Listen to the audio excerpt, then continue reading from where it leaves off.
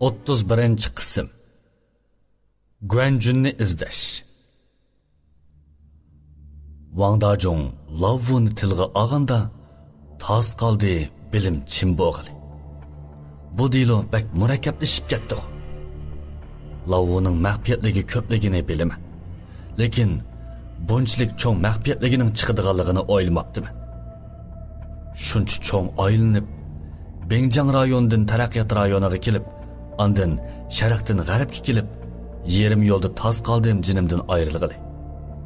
Bularning hammasi 4-shopurni tepish uchun emasmi? Natijada menga o shopurning joyimda kunda ko'rib turadigan odam ekanligini aytdi. Enam, dunyoda bu ishni biladigandan faqat malla bor. Agar Lavudan so'rsang, u cho'qim mening deganligimni biladi. Undaqda men Wang aka, xotirjam bo'ling, ha? Unda qilsam bo'lmaydi. Menga bu maxfiyatlikni aytib berganingizning o'zi cho'ng ish. Ha, ma'qul. 10 yil burunqi 3 qitimli qatlash vaqasida bir hasimi hayot qolmadi. Biz shirkatdagilar iltimos yozib, hammaylan imzo qo'yib shaharga inkos qildik. Lekin hech kimning kori bo'lmadi. Amal yo'q. Boshlig'imiz davomli 13-yo'l oxirgi avtobusiga shopur o'rinlashtirdi. Undaqda Lavu qanchalik vaqt haydadi? Wang Dajong beshini ko'tarib 10 yil ilgirki ishlarni eslayotgandek qiladi. Lavuning 4-navbatlik shopur bo'lish vazifasi tushgandan keyin ishlayotgan hammaylarni tuyuqsizda pensiyaga chiqaribdi. O zodi qanchalik haydadi, menmi bilmaydi ekanman joma. Pensiyaga? Shirkatning shundoq tuzumi bormi texe? Nadimi bundoq tuzum bo'lsin? Bu degan bir usul. Bu liniyada shuncha ko'p odam o'lgan tursa, xizmatdoshlar qalaymiqan so'zlab, oxirida qaysi bir arbobning tishig'i tegib qo'ydi ekan, bir hafta ichida hammaylarni pensiyaga chiqaribdi. Fukam, hamma shopurlar majburiy pensiyaga chiqarilgandan keyin faqat shu Lavuli yolg'iz qoldi. Lavuning orq ko'rinishi oddiy emas. Uning tishig'i hargiz tagma. Wang Dajongning bu gaplari bizga xeyli ko'p uchurlarni berdi. Garchi bu qitim erishmoqchi bo'lgan javobga erishamagan bo'lsam-mu, lekin hech bo'lmasa yana bir usulga erishdik. Uning bilan paranglashib bo'lgandan keyin Lavliu ikkimiz qaytmoqchi bo'lib, o'yildan chiqib turishimizga Wang Dajong kaynimizdan agishib chiqibdi. Ha, inama. Sana yana bir maxfiyatlikni aytib beray. Ha? Ko'lchak kantida Guanjun ismli birisi bor. O Lavu bilan uzun yillik raqib. Lavuni ko'proq tushunmoqchi bo'lsang, eng yaxshisi shuni izla. Yotoqqa qaytgandan keyin Lavliu bir narsa o'ylayotgandek chiroyini ochmadi. Hey, Lavliu, nima o'ylayapsiz? Wang Dajong aytgan Guanjunni bir yerda anglagandakla. Voy. Bo'ldi, o'ylamanga. Udul ko'lchakkantiga bosaqli bo'lmadimi? Ko'lchakkantiga amal bormagan yaxshi. U yer sirtning odamlarini sig'diranmaydi. Lavliu, sig'diramizmi borimizda? Uning ustiga Xo'yavshandan o'ta qo'rqinchli emas-ku? Bo'ladi. Basaq batıq. Ammo seni eskartib qo'yay. Ko'lchakkanti bak murakkab. Boshqalarga osonlikcha ishonma. Ha? Bo'ldi, uxla. Karvatda yetib uxlayolmay, izchil Lavuni o'ylab yotdim. Qaraganda uning orq ko'rinishi haqiqatan muoddiy emas ekan. Mis soatning odam o'ldirgan ishi butun shaharga tarqalib, şirketning birinchi qo'l boshlig'ini ishdan bo'shatdi. Lekin bu huquqni qo'liga olgan Lavvuga hech nima bo'lmadi. Uning hikoyasi cho'qim ko'p. Tang atgandan keyin Lavliu ikkimiz eng burunqi avtobusga o'ltirib shirkatga qaytdik. Yo'lda uning bilan kelishib, kelar hafta birlikda Ko'lchak kantiga bordiganga deyishdik. Shirkatga kelganda oldimga yana Lavvu uchrab qoldi. Lavvu yiroqdan meni ko'rib, avval chiroyi tutilib, oldimga kelganda tuyuqsizlik kulib ketdi. Enam, o'yin tugdimi?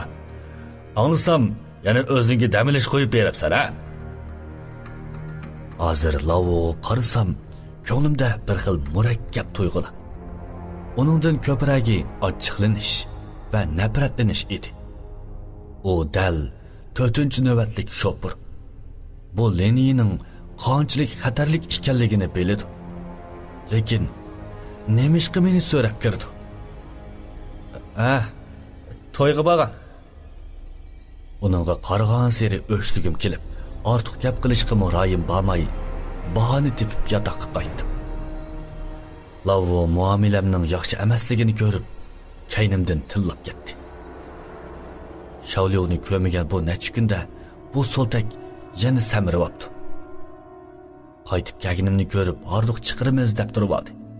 Shuning bilan Bayfanga telefon qilib, kechda birga tomoq yemoqchi bo'ldik. Yaxshi yeri bugun u hilqi Tangyovni epganmabdi.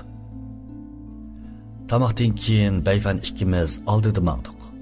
Shavliov kaynimizda turib, yo'rtib bermoqchi bo'ldi. Bayfanning kichigidan tortib Ko'lchak kantida cho'ng bo'lganligi esimga kelib, uningdan ahvol so'rab baxmoqchi bo'ldim. Hay, Bayfan. Bir odamni so'raydigan-da. Sizlarning kantda Jun ismli birsin to'lamsiz. Tonimayman. Bizning kantda Guan familiyaliklar az. Uning ustiga bu ismni anglamabdi ekanman. Qandaq? Bu odam kim o? Hech kim. Azroq ishim bor desha. Necha kundan keyin Ko'lchak kantiga bormoqchi edim. Bizning kantdagilar sirtkilarni qarshi olmaydi. Eng yaxshisi borman. Bayfan gapimni anglab, chiroyi o'zgargan edi. Yana sirtdan kelganlarni qarshi olmamda. Lavliuning menga aytgan gapi bilan o'xshash chiqdi. Yolg'ondan parvo qilmagan qiyofatga kirib oldim. Turibla yiliqi qizil ko'ynakli qiz esimga keldi. Hey, Haras. Oldin qaytim birga tomoq yegan Tangyov ismli qiz men ketgandan keyin aloqlashdinglarmi? Aloqlashdik. Do'stim tursa, munosabatimiz izchil bak yaxshi ishkimizdan. Bayfan. Ba'zi ishlarni sizga udul aytamayman. Lekin menga ishini siz komandirovkaga chiqqan bu bir haftada bu Tangyov siz ilgari taniydigan Tangyov emas bo'lib qoldi.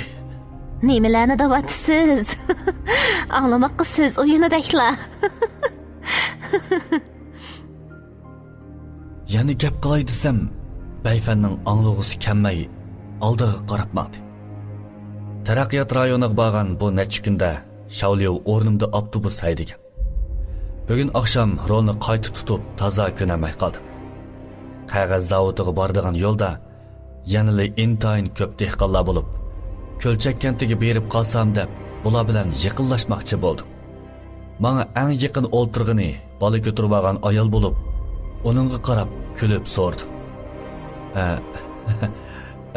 Acha, bugun sodlar qandaqroq?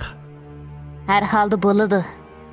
U ayol chiroyini mo ochmadi. Qarasam, menga gap qildigandek emas. O'zimga ish deb bo'lmay deb qisib avtobusda haydadim. Oxirgi bekatga kelganda ular avtobusdan tushishga boshladi. Qarasam, boyiqi ayol o'ltirgan yerda qizil rangli kashtlangan kichik xalta tushib qoldi. Buning kashtisi intayin chiroyli ekan. Xaltining eg'izi hem etilgan bo'g'ashqa oshmay sirtida tutib baqsam, kichik yog'och parchasidek to'yildi. Kallamda izchil Guanjun bo'g'ashqa xotirjamsizlangan holda necha kun mashina haydab, oxirida Lavliyoga Ko'lchak kentiga balduroq berishini aytdim. Lavliyo menga gap o'tkazolmay, oxirida yanili men bilan Ko'lchak kentiga bordi. Ko'lchak kenti shahrimizdagi dangliq ko'ktat terish bilan shug'ullanadigan kent bo'lib, bu yerning hamma yerida cho'ng-cho'ng parnik etizlari bor edi. Xo'yavshanga o'xshamaydigini kent yo'lda ketib olsak, nurg'unlagan yurtdoshlar biz bilan ahvollashdi. Lavliyo, siz rostli Ko'lchak kentiga kelganmi? Bu kentliklar nima degan qizg'in, ha? Qarab yoqma. Sirtdan kelganlarni qarshi olmaydigandek emas-ku. Men-ku kammikan. Boshqalardan anglagan tem shu. Lavliyo yanili shundoq muschiray. Oldingi qitim Xo'yavshanda kent boshlig'i o'lgandan keyin bu qitim kent boshlig'ining uyiga bordiganga qo'shilmadim. Maslahatlashib biror cho'ng oilaga kirib, ularga ozroq pul berib qo'nib qolsak, hamda Guanjunning uchurini so'rab baxmoqchi bo'ldik. Yo'l bo'yida kesak uy sog'an bir uylikni ko'rib, bir kecha qo'nadigan ishni aytdim. O'ylamag'ayadin bu yurtdosh xushallik bilan ma'qul bo'ldi. Bu uylik cho'ng jamat bo'lib, 3 avlod birlikda turdi ekan. Tamoq yegan vaqtida o'yilda cho'ng dugulak ustal qo'yadigan bo'lib, qistilishib, intayin qaynab ketdi ekan. Lavliyo ikkimizmi ular bilan birlikda o'ltirdik. Mehmon kelganligini ko'rib, yurtdoshlar texi go'shtlardan qisib berdi. Tamoq orlig'ida ko'zim tuyuqsizla o'dulimda o'ltirgan birsiga tushib qoldi. Dal necha kun burun avtobusga chiqib, qizil raq xaltasini tushirib qo'ygan ayol ekan. Acha, necha kunning oldida uchrashgandik, ha? O'ylamag'ayadin bugun bir ustalda tamoqqa daxil bo'ldik. Shundaqmi? Asli tutish qobiliyatim toza yaxshi emas. Sizmi etizda ishlamsiz? Yo'q. Necha kun ilgari kashda avtobusda uchrashmadikmi? Unutib qoldingizmi? Yenimdil turgandingiz dexe. Gapimni anglab, ustaldikilarning hammasi jim bo'lib, ba'zilari eg'iziga sog'an cho'kini tishlab qoldi. Bu ustaldikilarning hammasi menga tikilib turadi. Enam, xato tonib qopsiz. Singlim kunda etizda ishlayapsa, nadimi avtobusga o'tirsin? Dedi bir cho'ngroq akamiz. Bu gapdan tangriqab qoldim. Garchi unturoq bo'lsam-mu, lekin ko'zim qarg'u emas. Bu ayol necha kun avval aniqli avtobusga chiqqan turib, nemishga e'tirof qilmaydi. Cho'kini qo'yib, yiliqi qizil ranglik raq xaltini elib ko'rsatdim. Acha, siz shaharga kirib ko'ktat setib olibdikansiz-ku, ha? Avtobusdan tushganda buni tushirib qo'yib ekansiz. Bu ayol tangriqgan holda menga qarab, qizil xaltini qo'liga elib, xaltining yipini ochqash dedi. Bu xalta haqiqatan chiroyli ekan, lekin mening emas-da. O yipni tortishiga xaltining eg'izi echilib, ichidan bir narsa ustalga tushib edi. Ustaldagi hammaylan qo'qqinidan atrofga qochdi. Odamning qo'l barmoq so'ngiki.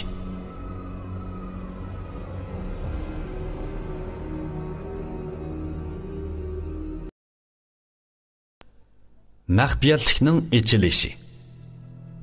Kent boshlig'ining bu gapini anglab, ko'nglim elishib, burilib qusmoqchi bo'ldim. Tunugin oqshom momoy 2 parcha go'shtni sho'rp sog'an. Lavliyo go'shtsiz tamoq yegashga chiqilmadi. Men o'zim 1,5 parchasini yeb atgandim. Kent boshlig'i mening o'y qilayotganligimni ko'rib, qo'shimmisini turdi. Bir kecha o'tdi. Oshqozoningni qusib assangmi foydasi yo'q. Guanjun zodi qandoq odam, ha? Uni so'rsil hammasi huduqib ketdi ekan-ku. Guanjun degan bu odam sal qo'rqinchliq. Aynili kentdagi vaqtida yerim kechida taq chepib, Her günü saherde etizg'i chiqqan dehqonlar uni ko'rganda ikki qo'li qongan. Keyin u borgan sari haddidan eshib, kentda birsi o'lib ko'miyotgandan keyinla taq chiqib qabr ko'laydi. Ko'pchilik uni razil yo'lga kirib ketibdi deyishdi. Mo'sha gap bo'layotganda sirtdagi bir aloqsodi bo'g'inichi kirib, kent boshlig'iga varqirdi. Kent boshlig'i, cho'toq bo'ldi. Lihammi o'lib qoldi. Kent boshlig'i anglab erning beligidan tutib oldi. Nima?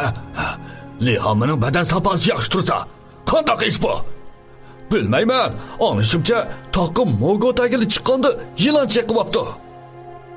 Kent boshlig'i ortiq gap qilmay, bu erning kayindan Lihamning uyiga qarab yugurdi. Lavliyo ikkimizmi kayindan agishib maqdiq. Lihamning uyi dal ilqi uyga chini chaplangan Guan familiyalik uyning kayinda bo'lib, biz borganda uyda liq odam turibdi. Lihamma yerda yotqizilib, ustiga oxiraq yepib qo'yibdi. Atrofda tuqqanlari yig'ilishib o'tiribdi. Kent boshlig'ining kirganligini ko'rib, hammaylan yo'l bo'shatdi. Bu zodi qandoq ish? Ammam etiganda qo'shnilar bilan taqim mogo tagili chiqqan. Arqa tarafdan saharlik ilon chiqib oldi.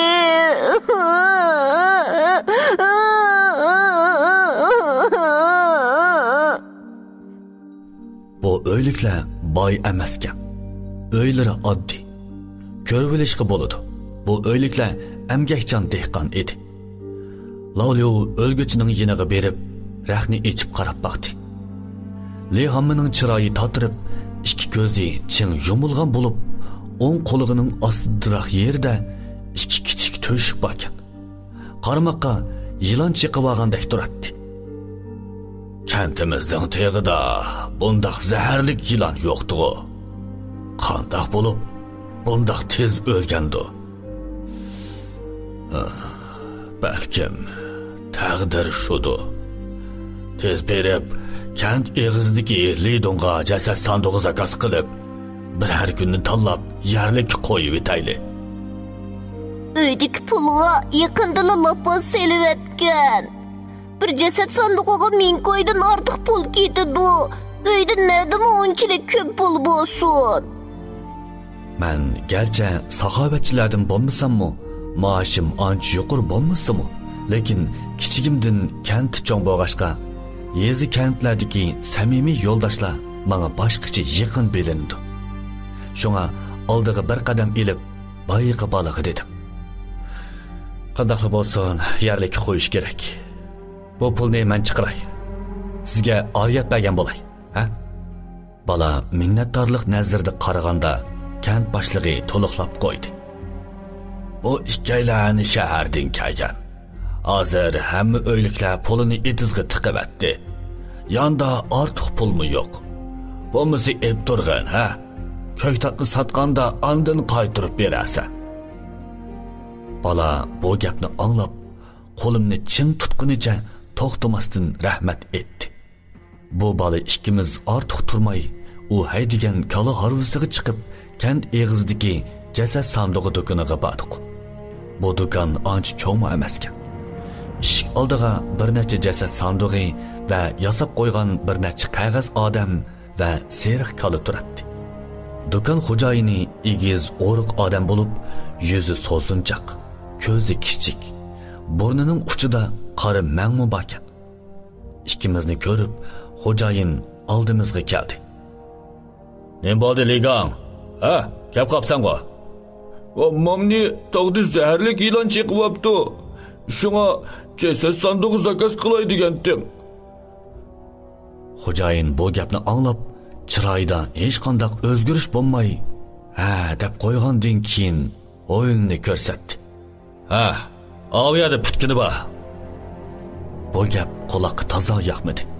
Xuddi burunli odam o'lishini saqlab turgandekla. Ligang yavaş bo'g'ashqa ortiq gap qilmadi. Ammo mening ochchig'im keldi. "Xo'jayin, siz degan o'liklarning sodisini qiladigan odam. Bu bundaq nachar gap qilmasangiz bo'ladi. Hoy, sirtdan kelganma. Qaraganda bu yerning qoidasini bilmaydigan o'xshaysiz, ukam. Nazir ishida xo'jayin bilan takallashsa, texmi nachar bo'ladi, ha? Jasad sandig'i setib og'ili kelib, aslida kayfiyatim yaxshi emas. Amdilikda bu xo'jayin menga g'alati kulib ketganidan ochchig'im qattiq kelib, vaqirab tillidim. Va o'lgir ablah. Nimaga kulasan? So'da qilamsan yo'q? Xo'jayin terikkinimni ko'rib, o'ng qo'lida o'yildagi qizil ranglik jasad sandig'ini ko'rsatdi. "Ov, jasad sandig'i, yana o'yildagi qog'oz odam. Seriq qalnimi ep ketinglar. 1800 koy." Ligang xo'jayinni tillig'anligimni anglab, o'ng'aysizlanganidan meni tatdi. "Uka, terikman. Uning bilan tang bo'lmayli bo'ldi." Xo'jayinga olib qo'yib, portmaldan 1800 yuan pulni ilib, ustalga otgandan keyin Ligang bilan berib, o'yildagi jasad sandig'ini ko'tirdik.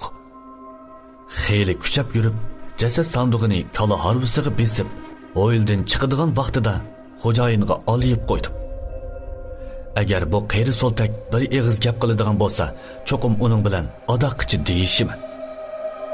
Ammo xo'jayin ish oldida turib, qayta gap qilmay, faqat so'q nazarda menga qarab, qo'lini polang'ishitib qo'ydi.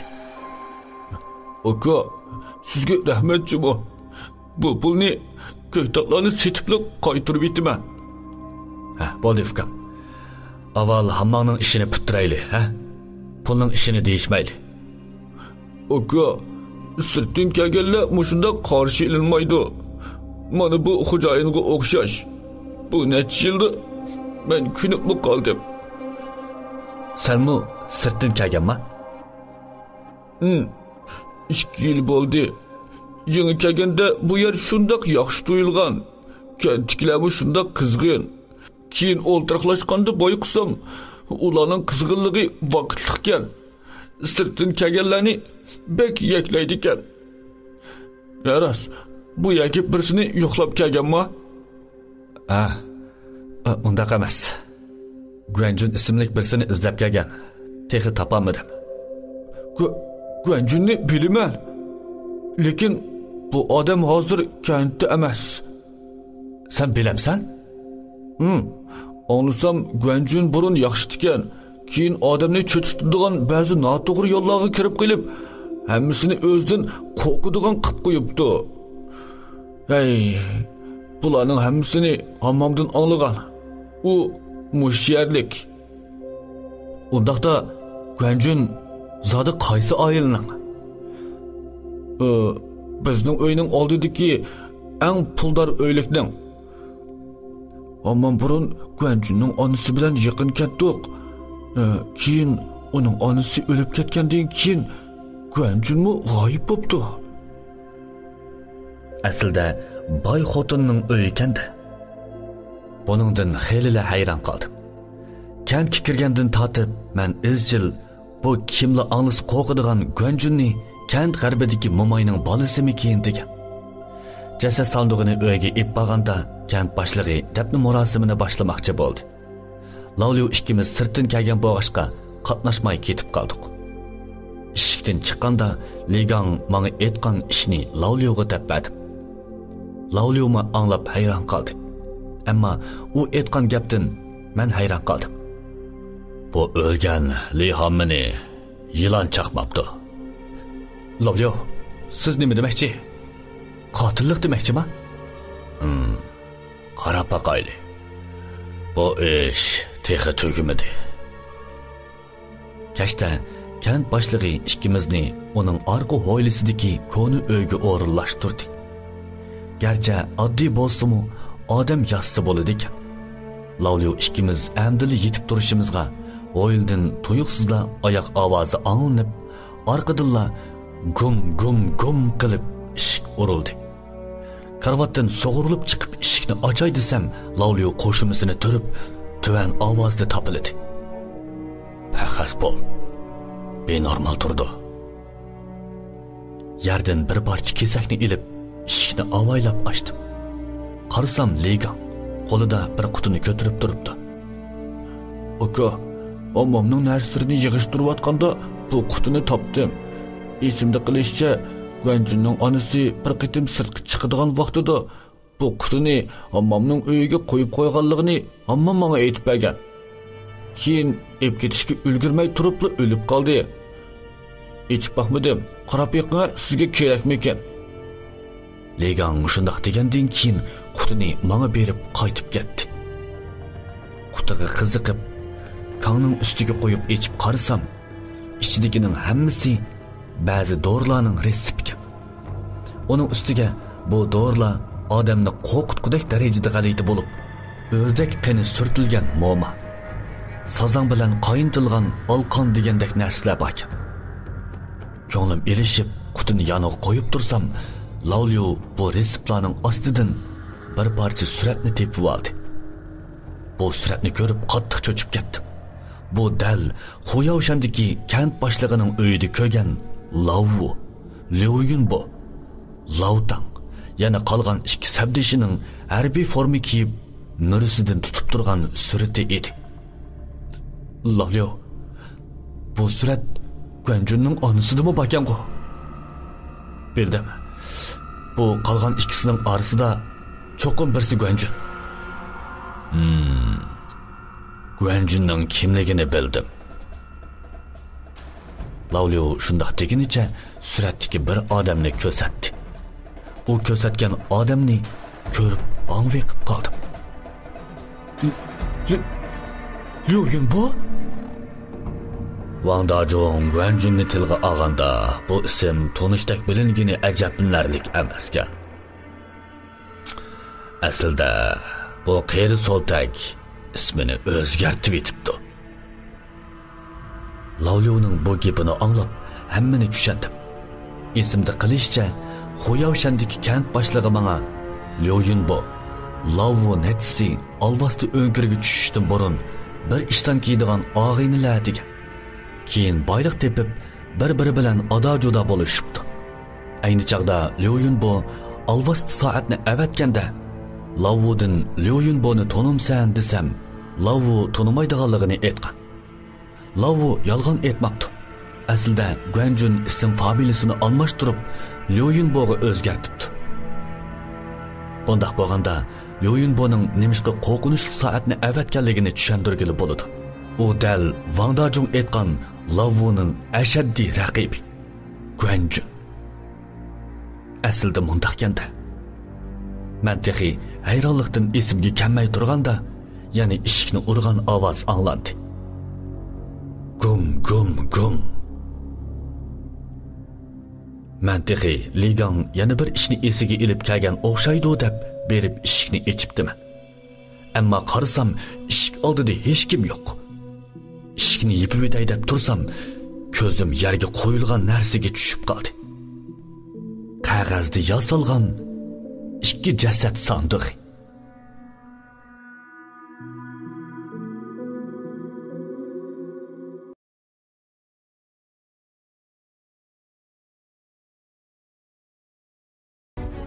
O'ttiz qism. Qabrga hamroh qog'oz jasad sandig'i. Qog'ozda yasalgan ikki jasad sandig'ini ko'rib, esimga kelgani eliqi jasad sandig'ining xo'jayini bo'ldi. Kunduzi uning yeniga borganda toza ochchig'imni keltirgan. Uni tepib ochchig'imni chiqarmasam, bu qeyri soltak o'zi chishimga tegayotganini qara. Lavliyo eshik oldidagi ikki qog'oz jasad sandig'ini ko'rib, chiroyi birdilla o'zgardi. Lavliyo bilan jiq ishtoni beshimdan o'tkazgan bo'lsam-mu, lekin u yanilla shundoq muz chiroy turadi. Bugungi kunlikda chiroyi bundoq o'zgarishini tunji qitim ko'rishim edi. Lavliyo, sizga nima bo'ldi, ha? Chiroyingizning bundoq satlashib ketganligini ko'mib tikanman-ku. Hay, o'ylamabdiman. Bundoq kichkina yada mushuningdek razil narsalar bor ekan. Lavliyo, bu faqat qog'ozda yasalgan jasad sandiqi shu, ha? Nimasi o'xshamaydi? Uning ustiga qarasam yasilishimi toza yaxshi emas ekan. Sen birasining qog'ozda yozilgan jasad sandig'i sotganligini ko'rganmi? Uning ustiga bu ikki qog'oz jasad sandig'ining muannas quvvati intayin kuchli ekan. Qaraganda qabrga hamroh bo'lgan o'xshaydi. Qabrga hamroh bo'lgan?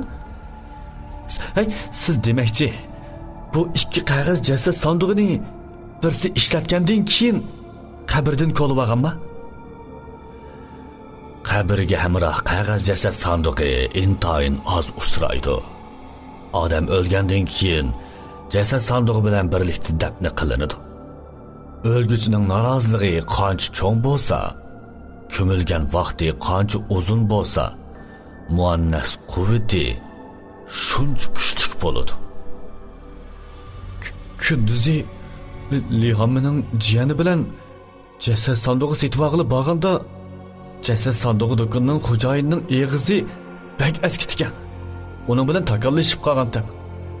Bunda qildiganligini faqatli o'ylamabdiman. Men shundoq degash putimni ko'tarib ikki jasad sandig'ini tepib o'tmoqchi bo'ldim. Hay, cheqilma. Bu narsa oddiy emas. Mundaqli tashlab qutulg'ili bo'lmaydi. Lavliu shundoq degandan keyin menga uydan ikki parcha raq ochiq quzib, bu ikki jasad sandig'ini o'rab, o'ylig'i ochiqib etishni aytdi. Lavliu, o'ylig'i o'p chiqib qo'ysaqli tugamda? Bu hal qilgandek emas-ku. Qog'oz jasad sandig'ini hal qiladigan amal yo'q. Uning qabrda chirimasligidagi sabab muannas quvvatining bo'lganligidan. Uni kuchli quyosh nurida 2 kun qoqlasak, o'zligidan boziladi. Undaqda bu jasad sandig'ini bir taraf qilmasa qanday bo'ladi? Bu narsaning kuchli muannas quvvati odamning ta'liini yo'q qilib etadi. Odamning ta'li bo'lmasa, o'limga yaqinlashib qoldi degan gap. Lavliu shundoq deginicha cho'nqur g'am besivog'andek uyga kirib ketdi. Aslida Guanjunning mag'fiyatligini bilgandan keyin ata shirkatga qaytib Lavu bilan gapni oydin qilmoqchi bo'lgan. Lekin bu vaqtda qabrga hamra qog'oz jasad sandig'i chiqib, amdilikda 2 kundan keyin uning bozilishini saqlamoqdan boshqa amal qolmadi. Saharda Lavliu menga jasad sandig'i do'koniga boramiz deb turib oldi. Ikkaylan o tarafga mangadigan yo'lda Lihammini uzitadigan atratga uchrab qoldik. Bu odamlar hozir ichib, ichinishlik yig'lab, odamning ko'nglini yerim qiladi. Ligang atratning oldida bo'lib, uning yonida 5-6 yoshli kichik qiz bor ekan. Bu qiz yig'lamoqda. Yenimdan o'tganda yo'g'on ko'zlar bilan menga qarab, atrat yiroqlab ketsa-mu, to'xtamasdan kayniga qaradi. Uzun o'tmay Lavliu ikkimiz kent eg'izdagi Madoning jasad sandig'i do'koniga keldik. Darvoza yo'g'on ochiq. O'yilda 4 jasad sandig'i bilan qog'oz odamlar tizilgan ekan. Lavliu o'yliga kirgandan keyin qo'shimisini turgan. Men ansirab so'rdim. Lavliu, bir narsani payqadingizmi? Lavliu gap qilmay uyga kirdi. Uy ancha cho'ng emas. Kirgandan keyingisi gulchambirak, oxiratlik kiyim tizilgan solgan. O'ng so'l tarafda 2 eshik bo'lib, xo'jayinning hujrasi bo'lsa kerak. Tunagin aldirash kagashga diqqat qilmabdiman. Bu ancha keng bo'lmagan zalning bo'lingida texi bir qora ranglik jasad sandig'ini tiklab qo'yibdi. Bu jasad sandig'i o'yildagi to'ti bilan cho'ng farqlanadigan bo'lib, odatdagi jasad sandig'idan ozroq cho'ng. Ustiga yana har xil g'alati shakllar sizilibdi. Berib ko'rib boqay desam, Lavliu kaynimdan beligimni tatdi. Endi uningga ochiqlay deyishimga, to'yiqsizlar bu jasad sandig'i do'konining xo'jayini eshik oldida ikkimizga tikilib turganligini ko'rib qoldim. Oy, bu tunugin kelgan elimizga. Qadaq, bir narsa setib olay deganmi? Bu xo'jayin makkor chiroy. Gap qilganda qish to'xtamasdan sakraydigan bo'lib, odamni bak bearam qiladi. Hisoblashqili keldim. Tunogin kashdagi qog'oz jasad sandig'ini sen qo'yganmi? Chaqchaq qilib atamsiz. Men degan o'liklarga jasad sandig'i sotadigan tursam, nadin kelgan qog'oz jasad sandig'i ekan u. Kimga sotaman? Amdi eg'iz ichib tillay deb tursam, Lavliyo qo'lini pulanchitib qo'yib, do'kon xo'jayiniga tikildi. Qabrga hamroh qog'oz jasad sandig'i nachar narsa. Agar bak ichinishlik o'lmay desang, mush yerda qo'lingni yig'ib ol. Ha?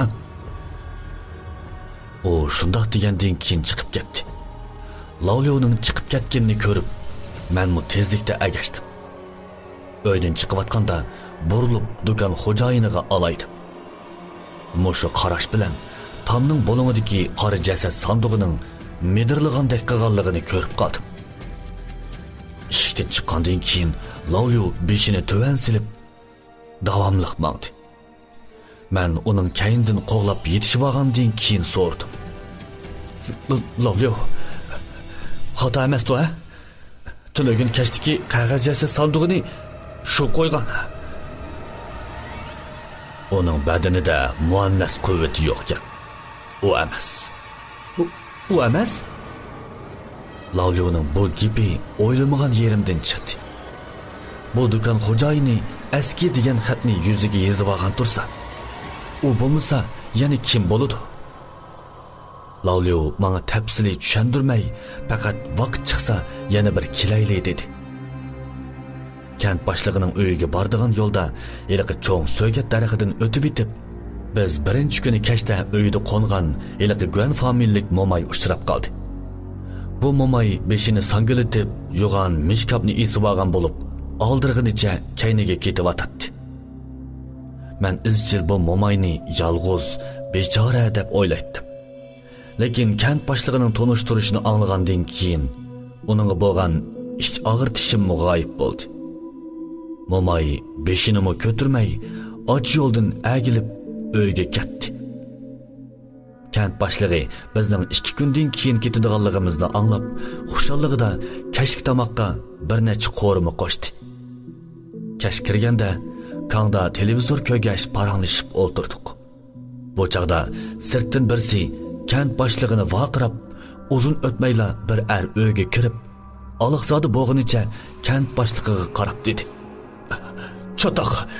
Chatoq bo'ldi kent boshlig'i. Kentning g'arbidagi Jangbovoymi? Ne bo'ldi? Ha? Iniqdagina.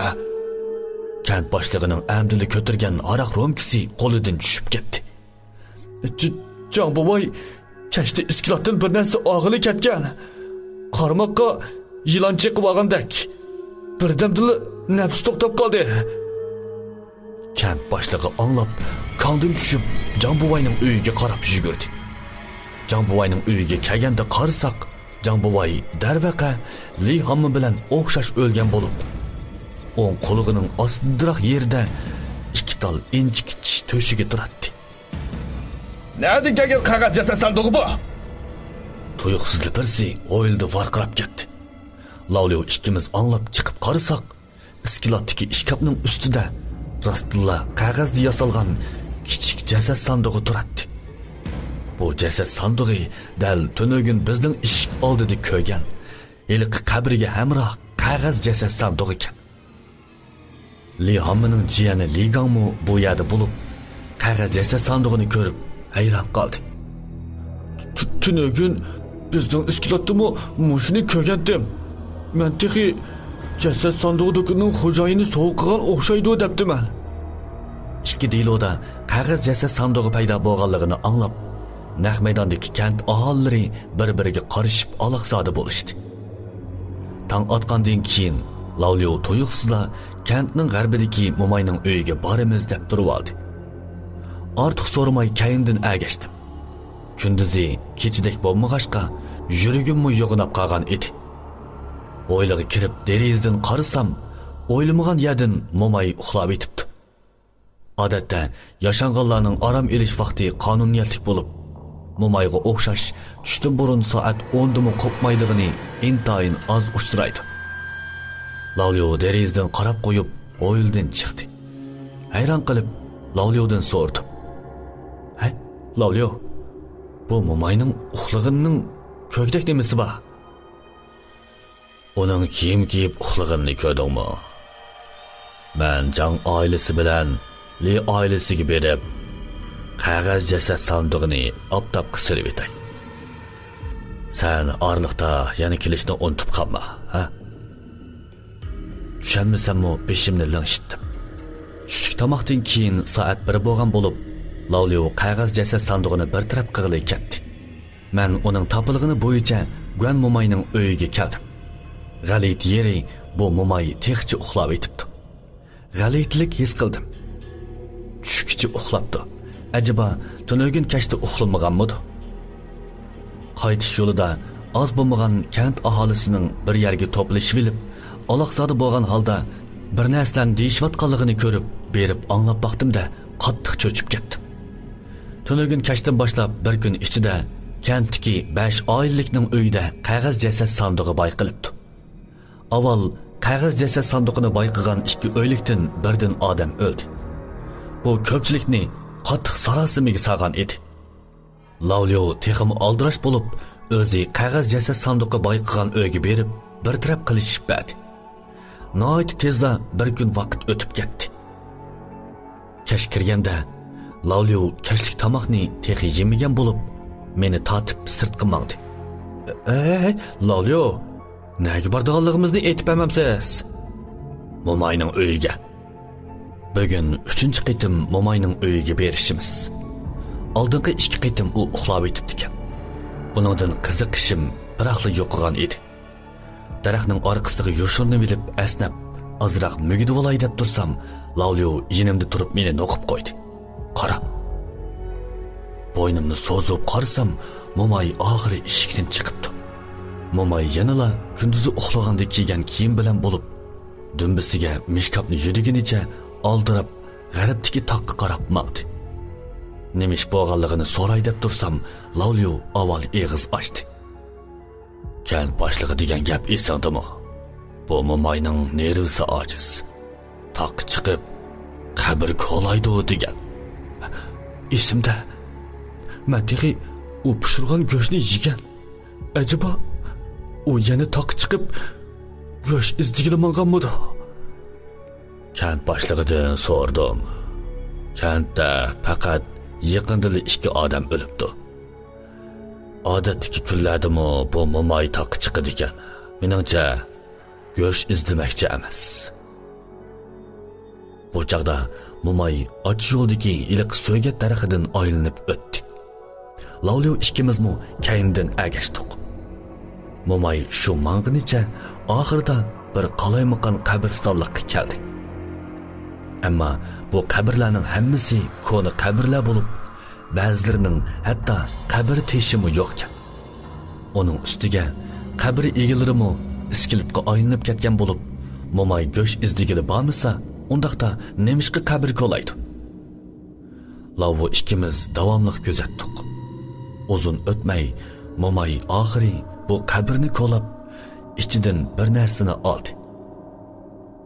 Bo'ynimning yetishchi so'zib bu narsani ko'rdim.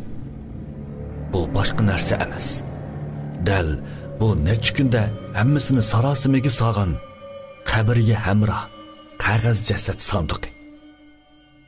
Lavliyo buni ko'rib, beshini lingshitdi. Darvaqa farzimdagidek chiqdi. Aslida qog'oz jasad sandig'ini jasad sandig'i do'kon xo'jayini qilmabdi ekanda. Hamsini mushu momay qilibdi. Hey, undaqda nemishqa buni xalqning uyiga qo'ydigandi.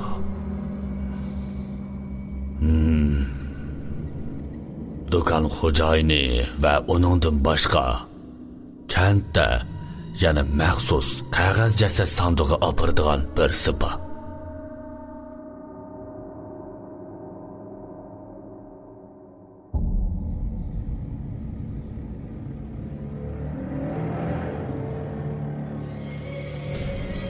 Asar davomiga qiziqsangiz, İftixar saloni, alvastılar saloni va Untekin saloniga agishvilar. Ovoz berguchilar: Shuhrat Abdurahman, Amina Bakri, kirishtirguchi Ilzat Keram. Untekin madaniyat tarqitish cheklik shirkatida ishlandi.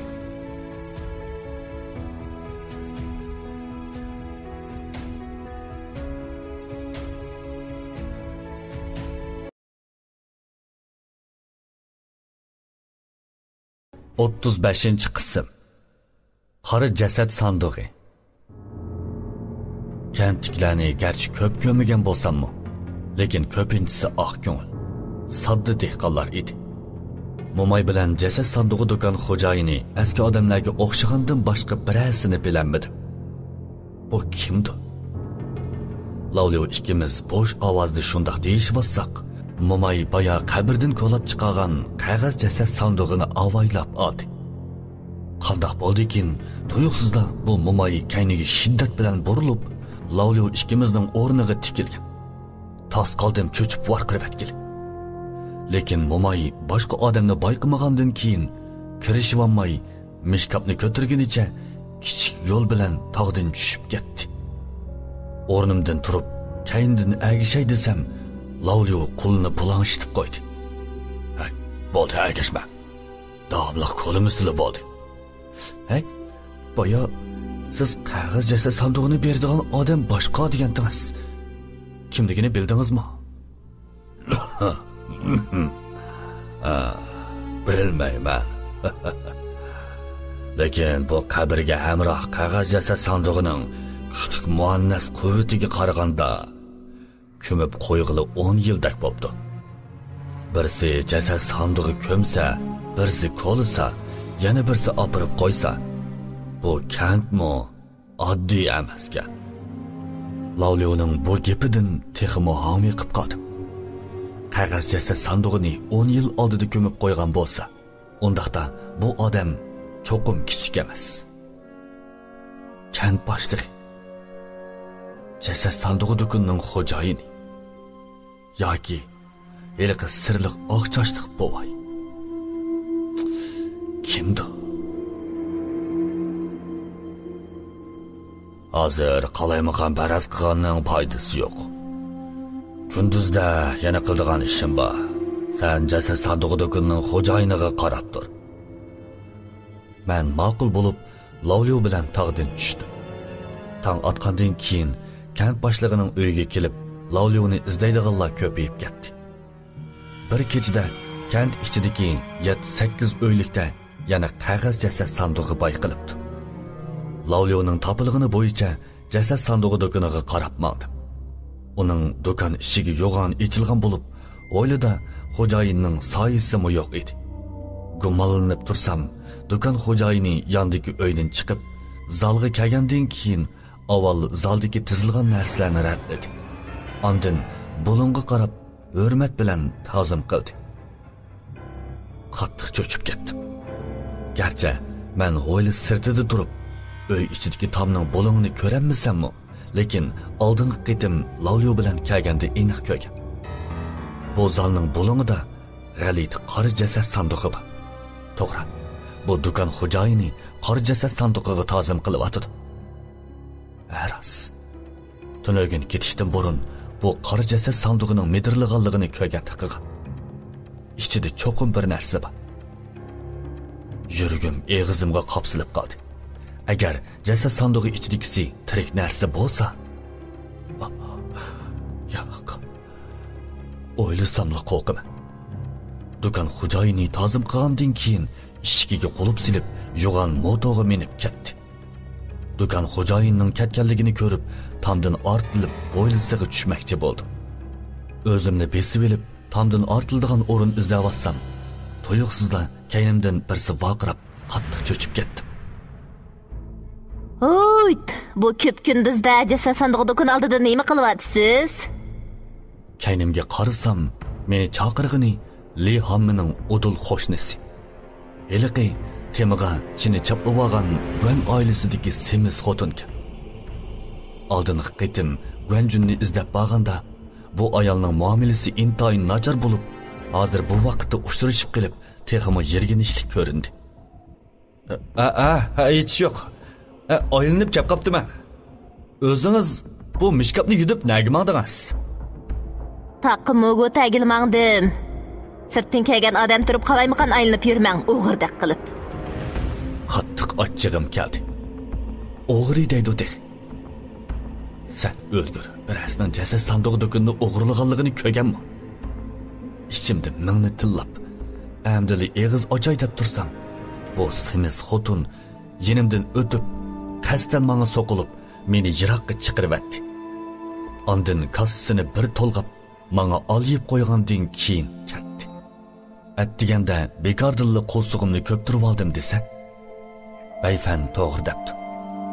Ularning kanti rastilla sirtdan kelganlarni chatga qoqidi. Lekin o'ylab baqsam, hozir uning bilan deyishadigan vaqt emas. Semiz xotinning yiroqlab ketganligini ko'rib, vaqtni isrof qilmay, tomdan ortilib o'ylig'i tushdim. Janbovoy o'lgandan keyin bu jasad sandig'i do'konida jasad sandig'idan 3 qoldi.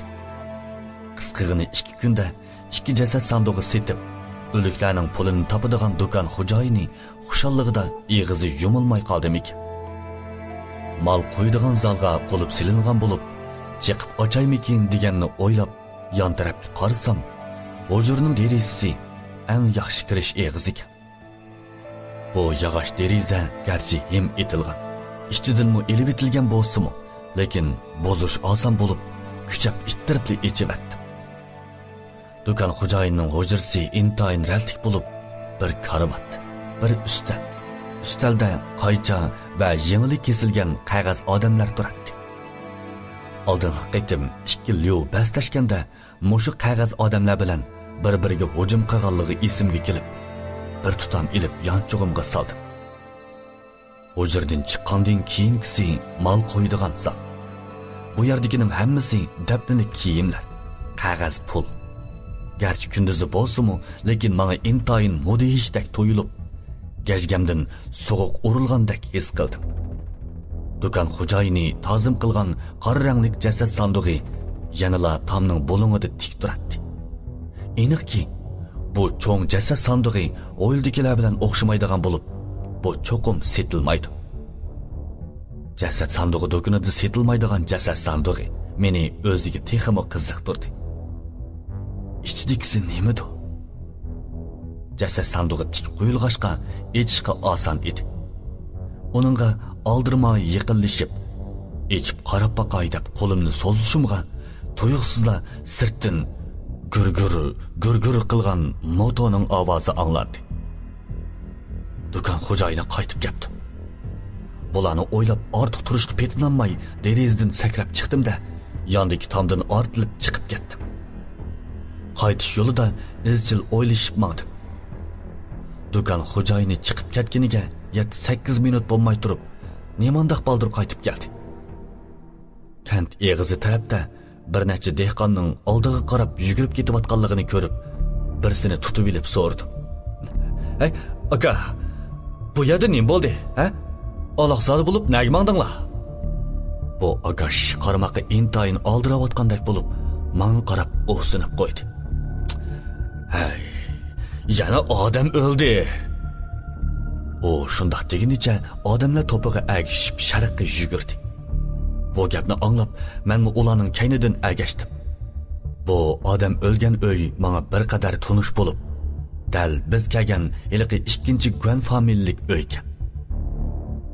Tasaddubiy o'lgini dal ayni chaqda dehqonchilik to'g'risi silingan tongni yudib etizg'i mangan er. Kent ichida nurg'un kent aholisi bo'lib, ko'pchilikning hammasi bir narsalarni deyishyotdi. O'xshashla ularning uyidagi o'tin dovisi ichida bir qog'oz jasad sandig'i tepilibdi. Lalyoning naq maydonda borligini ko'rib, yeniga berib so'rdim. "Ay, Lalyo, bu qanday ish? Yana odam o'libdi." "Ha, bu qog'oz jasad sandig'ini o'tinlarning orasiga yo'shtirib qo'yg'ili uzun bo'pti. Odam o'lgandan keyin bayqilibdi." Kent boshlig'i o'yli ichida chavakchilib dehqonlarni oldiga yig'di. "Ish yo'qlar, bu yerda o'lishib turib olmaydi, ha? Ko'pchilik tezlikda uyga qaytib, texi aqtirib baxmagan yerlar bo'lsa, obdanroq aqtirib yiqinglar. Ha. Yana mashinaga o'xshash qog'oz jasad sandig'i bo'lgan bo'lsa, ha? Obdan izlanglar. Ko'pchilik buni anglab, tezlikda har tarafga tarqalib ketdi. Bayfan ilgari menga ota-onasining mushu ko'chak kantida ekanligini aytgan. Tezlikda onunga telefon qilib, ota-onasini obdanroq izlab baxsun dedim. Bayfan menga hozir ularning sirtdagi tuqqanlarning uyida ekanligini aytdi. Lavliyo bilan hovldan chiqib, o'g'irlikcha jasad sandig'i do'koniga kirgan ishning jarayonini aytib berdim. Lavliyo qarmoqqa hech qanday ifoda yo'q. Faqat qora jasad sandig'ini anglab qiziqib qolgandek turadi. Sen rostilla o jasad sandig'ining medirilganligini ko'rdingmi? Ha? Medirildi? Medirilgandek qildi.